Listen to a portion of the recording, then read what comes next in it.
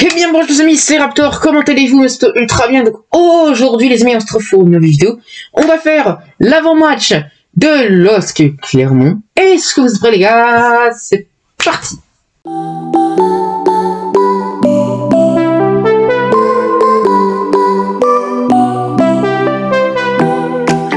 Donc aujourd'hui les amis, on va faire l'avant-match de LOSC Clermont. Donc LOSC Clermont, c'est un match de Ligue 1 qui va se dérouler au stade Pierre-Mauroy et ça comptera pour la 27e journée de Ligue 1 Uber Eats.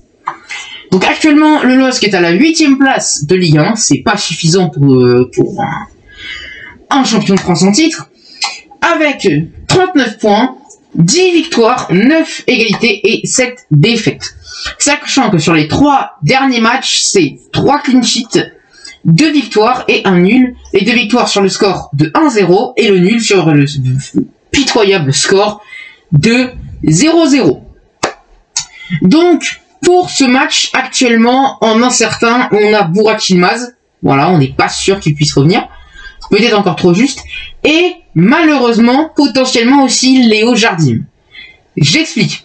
Léo Jardim, lors du match entre Lille et Lyon, a eu donc un moment très controversé avec une faute de Paqueta. Moi qui suis nullois, je veux dire qu'il y a faute automatiquement. Lyonnais va dire qu'automatiquement il n'y a pas faute.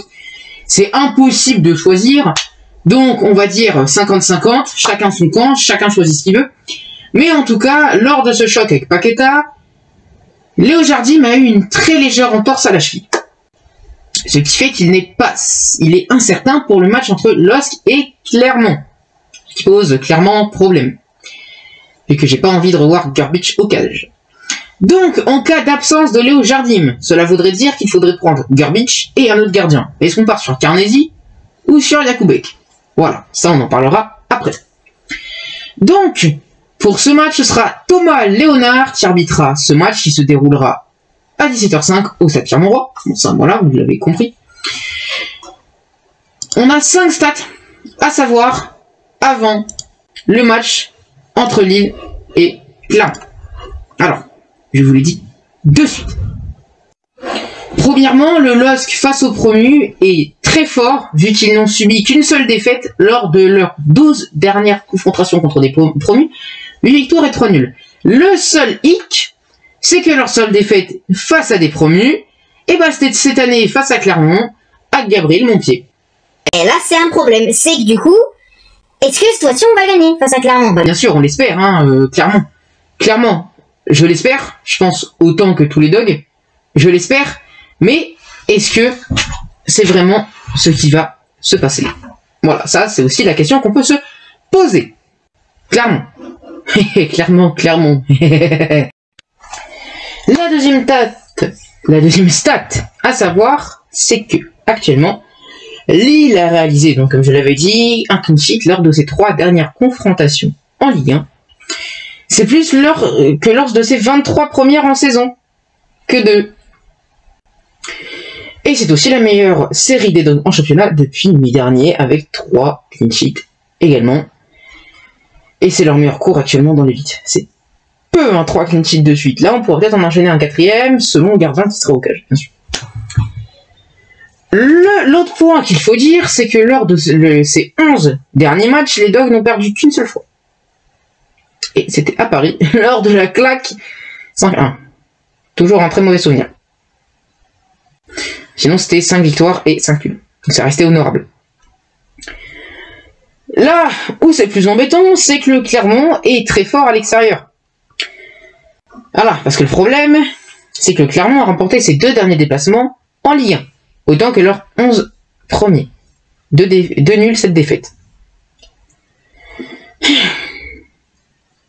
Et aussi, ils ont gagné les 4 matchs au cours desquels ils n'ont pas pris de but à l'extérieur. C'est-à-dire qu'automatiquement, si on gagne, on a plus de chances de gagner. Si on marque, on a plus de chances de gagner. Oui, c'est logique. Je vous l'accorde, c'est logique. C'est tout à fait logique.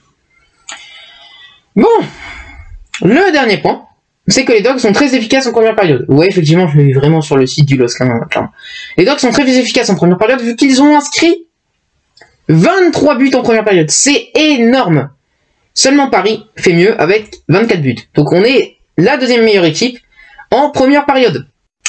Ouais, c'est souvent en deuxième période que ça se gâte avec le LOSC. Hein. Voilà, Monaco est un bon exemple. On menait 2-0 en deuxième période, on a fait n'importe quoi. Et bah 2-2. Voilà. Et donc du coup, on a 70% de buts marqués en première période, à égalité avec 3 en 2021-2022. Voici toutes les stats qui étaient importantes pour l'île Clermont, enfin les plus importantes en tout cas. Après, il y en a d'autres qui peuvent être importantes, mais moins utiles. Ensuite, le dernier truc, maintenant, ça va être aussi la composition du LOSC pour le prochain match. Parce que clairement, je veux bien qu'on affronte Clermont, mais je veux peut-être aussi qu'on ait une équipe solide. Donc, je vais encore pousser une gueulante, parce qu'il y a un joueur qu'il faut que je vois. Ça fait trop longtemps que je l'attends. Donc, pour ce match, déjà, on va partir sur un 4-4-2, parce qu'on sait très bien que Gourvenec veut mettre un 4-4-2. Voilà, c'est totalement con, mais il va repartir sur un 4-4-2. Après, je l'avoue, j'aimerais plus voir un 4-4-2 en losange. Voilà, pour changer un petit peu, et donc du coup passer avec un milieu défensif, donc un milieu vraiment bas, et un milieu offensif. Donc moi, du coup, je vais partir sur un 4-4-2 en losange. Voilà, parce que moi, j'ai envie de voir un 4-4-2 en losange. Il y a beaucoup de chances que ce soit un 4-4-2 à plat, à la fin, mais sait-on jamais.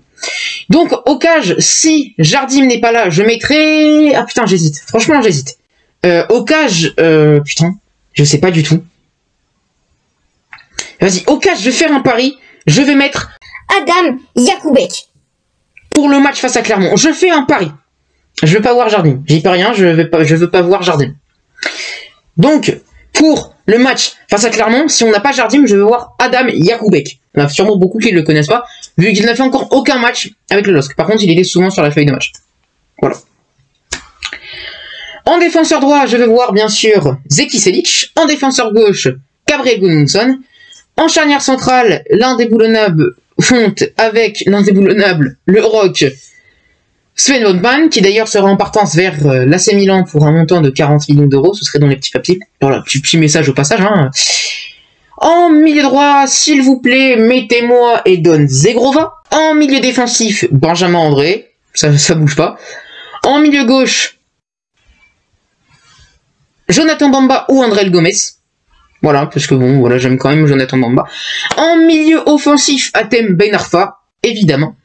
Vu que Burak Yilmaz sera peut-être indisponible, en pointe, Jonathan David et Timothy Weah. Et si Burak Yilmaz est disponible, ce serait Jonathan David et Burak Yilmaz. Voilà pour la compo que je voudrais faire. Donc bien sûr, elle va s'afficher maintenant.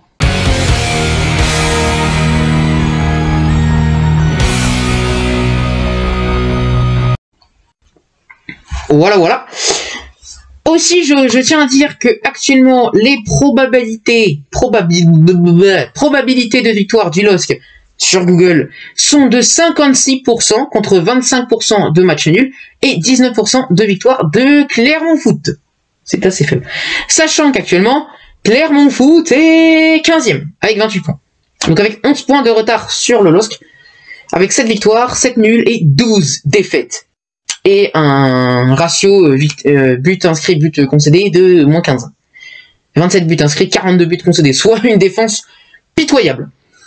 Et bon, d'une certaine manière, celle du LOSC qui est pas mieux avec 35 buts, c'est quand même l'une des pires des... Ah non, j'avais oublié qu'il y avait Bordeaux qui...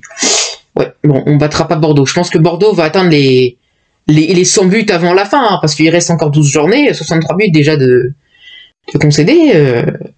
C'est fort, franchement, c'est... Non mais je pense en vrai faut quand même applaudir Bordeaux. Voilà, dans cette petite vidéo, je voudrais aussi qu'on applaudisse Bordeaux, parce que même Saint-Etienne fait pas mieux. Franchement, 63 buts concédés, c'est insane. Voilà, donc en tout cas, voilà, j'ai à peu près dit tout ce que je voulais, je pense. Voilà, c'était Raptor, les amis, voilà. J'espère que Thomas Léonard, l'arbitre du prochain match, ne fera pas des boulettes. Après, j'ai envie de dire que pour les Lyonnais seraient d'accord qu'ils fassent une boulette, parce que ça permettrait de les manger. Je comprends totalement, même si pour moi, bah, heureusement qu'il a fait une potentielle erreur, même si bon, pour moi, il n'y a pas forcément totalement erreur. Mais ça, c'est autre chose. Voilà, donc c'était Raptor, les amis. Je vous dis à très bientôt.